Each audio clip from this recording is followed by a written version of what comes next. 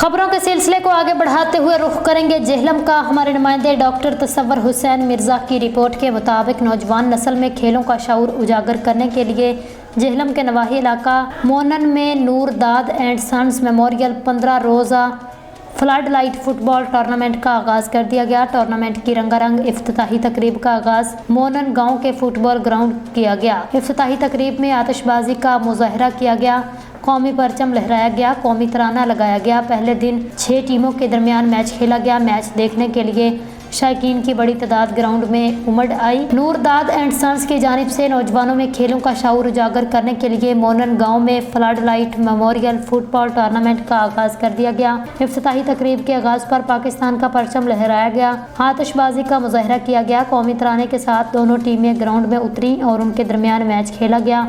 इफ्तिताही तकरीब में अहले इलाका समेत दीगर शहरों से लोगों ने भरपूर शिरकत की।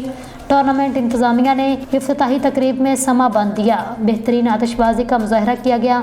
मैच के आगाज़ में कौमी तराना लगाया गया, कौमी परचम लहराया गया। ये टूर्नामेंट 15 दिन जारी रहेगा और इसमें जेहलम भर से 36 टीमें हिस्सा लेंगी।